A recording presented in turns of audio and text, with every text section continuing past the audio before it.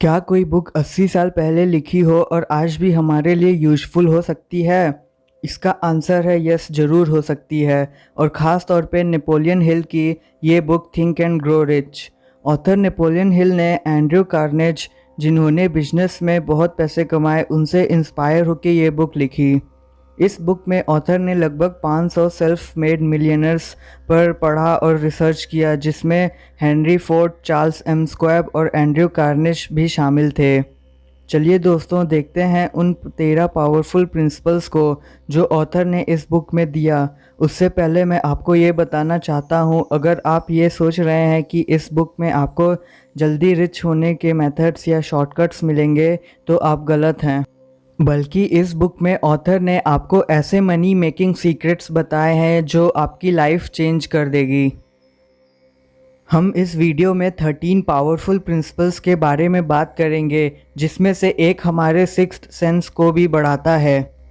पहला है डिजायर। अगर आपको अपनी लाइफ में कुछ अचीव करना है तो आप उसके लिए डिजायर करते हो, आप विश करते हो उसे पाने की। ऑथर डिजायर को रियलिटी में चेंज करने के 6 स्टेप्स बताते हैं। पहला, आप अपने माइंड में ये फिक्स कर लो आपको एग्जैक्टली कितना पैसा चाहिए जो आप डिजायर करते हो। दूसरा, आप डिसाइड करो जो पैसा आपको चाहिए उसके रिटर्न में आप क्या दोगे। एग्जाम्पल के लिए, जैसे हम दुकान पे जाते हैं, दुकानदार पैसों के बदले हमको सामान देता है जिसकी हमें नीड होती है। आप एक डेट डिसाइड करो कब तक आप जो पैसे डिजायर करते हो उसे अर्न करोगे। जैसे वॉरेन बफेट ने डिजायर किया था कि वो 35 साल की उम्र तक एक मिलियनर बनेंगे, और वो बने भी। फोर्थ, आप एक प्लान बनाओ अपने डिजायर को पाने की और उस पर काम करना स्टार्ट करो, भले ही आप रेडी हो या नहीं। फिफ्थ, आप एक क्लियर स्टेटमेंट लिखो कि कितना अमाउंट पैसा आप अर्न करना चाहते हो, उसे कितने टाइम में पाना चाहते हो, और अपने प्लान्स को डिस्क्राइब करो क्लियरली, जिसके थ्रू आप अपने डिजायर को पूरा करोगे। आपने जो स्टेटमेंट लिखा है उसे डेली 2 बार पढ़ो, एक नाइट में और एक अर्ली मॉर्निंग। जैसे आप अपने स्टेटमेंट्स पढ़ो, उसे फील करो और बिलीव करो कि आपके पास उतने पैसे हैं जो आप डिजायर करते हो। दूसरा लेसन है फेथ। जब हम अपने पॉजिटिव थॉट्स और स्ट्रॉन्ग इमोशंस को मिक्स करते हैं तब फेथ डेवलप होता है और हमारे डिजायर को अचीव करने के लिए पावर और मोटिवेशन देता है। ऑथर कहते हैं हमें बिलीव करना चाहिए कि हम अपने गोल्स अचीव कर सकते हैं। अमीर बनना हमारे माइंडसेट से स्टार्ट होता है। अगर हम बिलीव करें कि हम सक्सेसफुल होंगे तो ऐसा ज़रूर होगा। थर्ड लेसन है ऑटो सजेशन। ऑटो सजेशन हमारे माइंड का खुद का सजेशन होता है जो हमारे सबकॉन्शियस माइंड को पॉजिटिव थॉट से इन्फ्लुएंस करता है। ऑटो सजेशन हमारे कॉन्शियस और सबकॉन्शियस माइंड के बीच का कम्युनिकेशन होता है। ऑथर हमारे सबकॉन्शियस माइंड को एक गार्डन की तरह मानते हैं। अगर गार्डन मेंटेन ना रहे तो उसमें यूजलेस प्लांट्स और घास उगेंगे।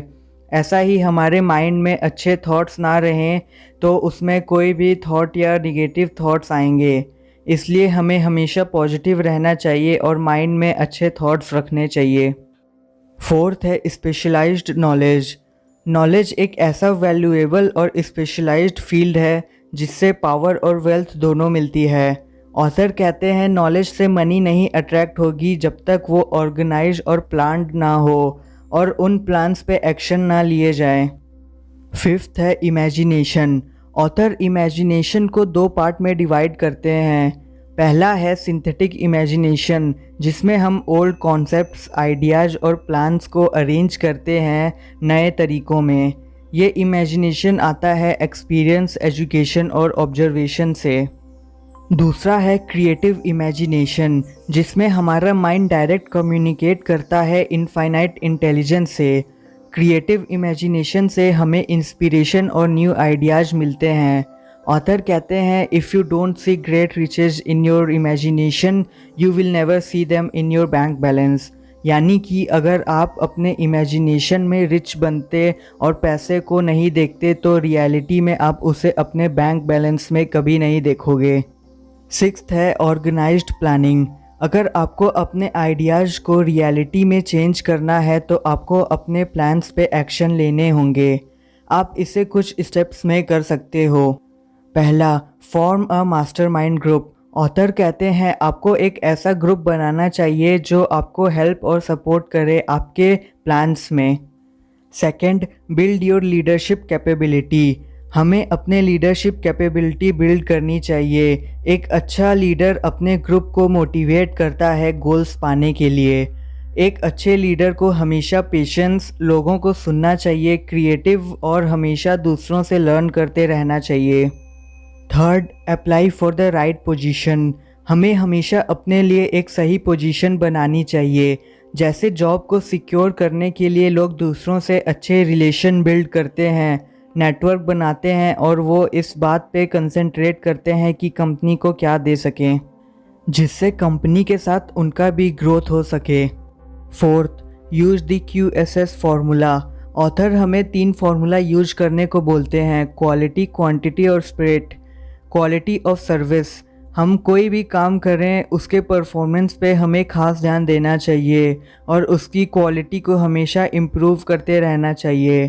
क्वांटिटी ऑफ सर्विस, हमें हमेशा हमारे सर्विस और स्किल्स को बढ़ाना चाहिए और डेवलप करना चाहिए। स्पिरिट ऑफ सर्विस, हमें हमेशा हारमोनियस हैबिट रखना चाहिए, यानी कि सबसे फ्रेंडली बिहेवियर और पीस के साथ रहना चाहिए, जिससे हमारे रिलेशंस दूसरों से अच्छे होंगे। Fifth, conduct a self assessment. हमें हमेशा खुद की ग्रोथ मेजर करना चाहिए, ना कि दूसरों से कंपेयर करना चाहिए। हमें ये देखना चाहिए कि हमने अपने पास्ट से कितना खुद को ग्रो किया। Sixth, look for opportunities. Last में हमारा प्लान ये होना चाहिए कि कैसे अपॉर्चुनिटीज़ का यूज़ करके हम वेल्थ पा सकें। एग्जाम्पल के लिए ये कोई भी इंडस्ट्री हो सकता है जहाँ डिमांड ज़्यादा हो सप्लाई से, और इससे हमें बहुत सारी अपॉर्चुनिटी भी मिलती है। 7th लेसन है डिसीजन। ऑथर हमें कहते हैं हमें डिसीजंस तुरंत लेने चाहिए और उसे स्लोली चेंज करना चाहिए। हमें हमेशा खुद का डिसीजन लेना चाहिए और दूसरे सभी के ओपिनियंस को इग्नोर करना चाहिए, जैसे न्यूज़पेपर्स, नेबर्स, फैमिली मेम्बर्स और फ्रेंड्स। 8th है परसिस्टेंस। अगर हमारे अंदर परसिस्टेंस है तो हम उससे चीज़ों को लंबे समय तक कंटिन्यू करते हैं, भले ही वो डिफ़िकल्ट हो या लोग उसके अगेंस्ट हो। परसिस्टेंस एक बेसिक चीज़ है किसी भी हार्ड एफर्ट का। इससे हम ओवरकम करते हैं हमारे फेलर्स को और हमें हिम्मत मिलती है सक्सेस के रोड पे चलने को।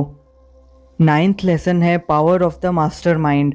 ऑथर एडवाइस देते हैं हमें अपने ग्रुप में मास्टरमाइंड लोगों को रखना चाहिए, जिससे हमें पावर मिलेगी और हमारा खुद का ब्रेन पावर और इंटेलिजेंस बढ़ेगा। 10th लेसन है the mystery of sex transmutation.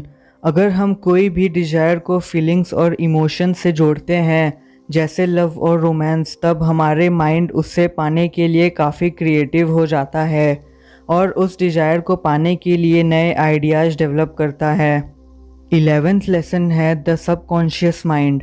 हमें हमारे सबकॉन्शियस माइंड को एनर्जाइज और पॉजिटिव थॉट से भरने के लिए ऑटो सजेशन का यूज करना चाहिए, जो 6 पॉजिटिव इमोशंस पे फोकस करता है।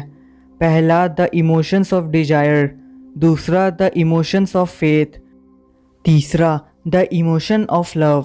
चौथा, द इमोशन ऑफ रोमांस। पांचवा, द इमोशन ऑफ इंथुजियाज्म।